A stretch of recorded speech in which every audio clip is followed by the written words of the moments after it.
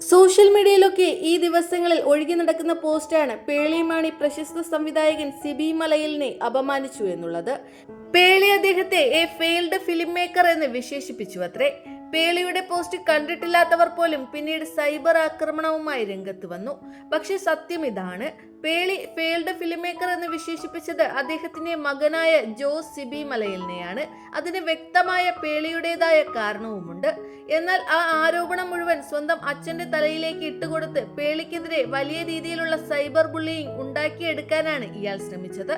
ഡൽഹി സമരത്തെക്കുറിച്ച് പേളി തന്റെ അഭിപ്രായം പറഞ്ഞപ്പോൾ അതിനെതിരെ 7 പേജുള്ള ഉപന്യാസം എഴുതുകയും അതിൽ പേളിയെ വ്യക്തിഹത്യ ചെയ്യുകയും അവരുടെ കുഞ്ഞുങ്ങളെ വരെ വലിച്ചിഴയ്ക്കുകയുമാണ് ജോ ചെയ്തത്.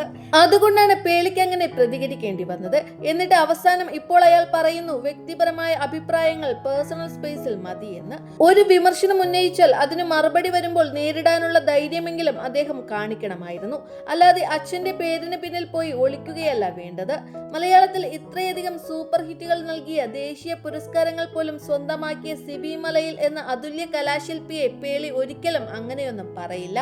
തന്റെ വാക്കുകൾ വളച്ചൊടിച്ചതിലും ഇപ്പോൾ നടക്കുന്ന ഹേറ്റ് ക്യാമ്പയിനിലുമെല്ലാം മനസ്സ് തകർന്നിരിക്കുകയാണ് പേളിമാണി.